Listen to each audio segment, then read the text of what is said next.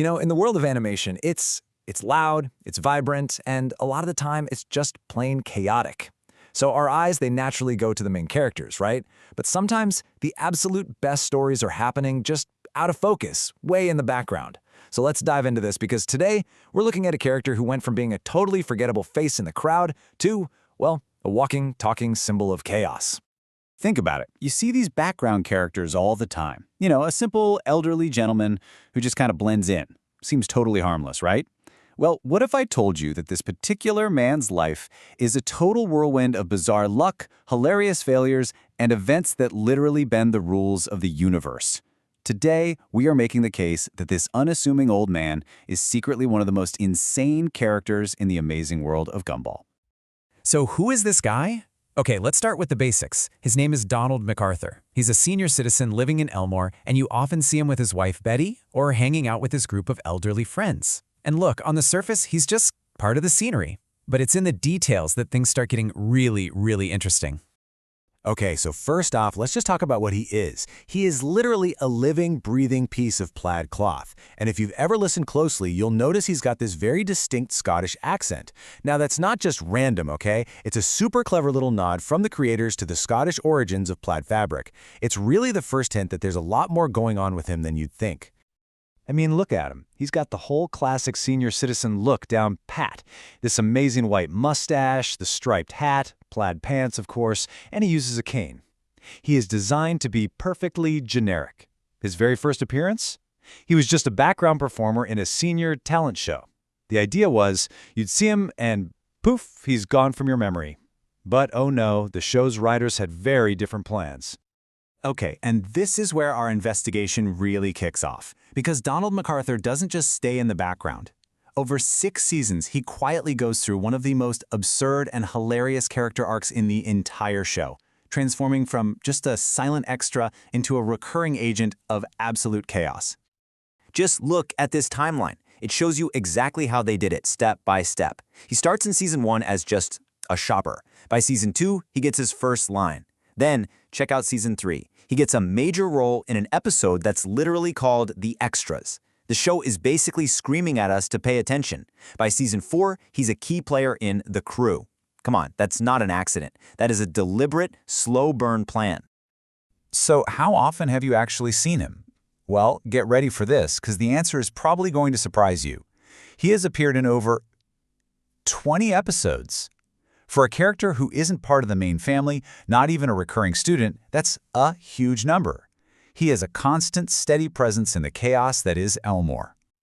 And get this, it shows you just how deliberately they built this guy from the ground up. The creators didn't even give him a full name at first. We didn't learn his first name, Donald, until Season 4. His last name, MacArthur, came even later. They literally built his entire identity piece by piece, long after we all got used to seeing his face. So, we've established he's around way more than you thought. But why does that make him insane? Well, let's get into the evidence. I present to you a rapid-fire look at the absolute calamity that is Donald MacArthur's life. Let's kick it off with one of his all-time greatest moments. In The Watch, Darwin wants to borrow his scooter.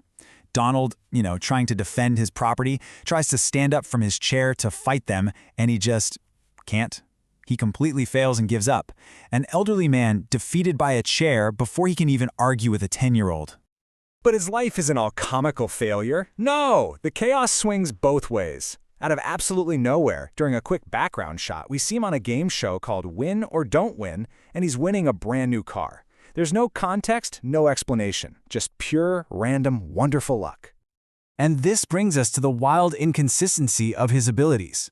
Remember when he couldn't even get out of his own chair to stop Darwin? Well, fast forward to The Crew, and this same man is actively helping his buddy Marvin chase down a getaway vehicle. His physical skills seem to change completely depending on what's funnier in the moment. And then there's the stuff that just happens to him. He's been literally blown away by Hector, the town giant. He's been personally targeted by the Wattersons' evil pet turtle.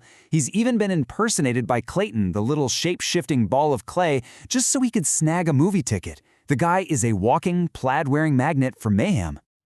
So, what's the point of all this? Is it just a bunch of random gags thrown at the wall, or is there a bigger purpose to the chaotic life of Donald MacArthur? Well, I think there is. And honestly, it might just be the key to understanding the whole show. See, Donald is basically one of the show's most brilliant and most subtle running gags. A running gag is a joke that just gets funnier and more meaningful every single time it's repeated.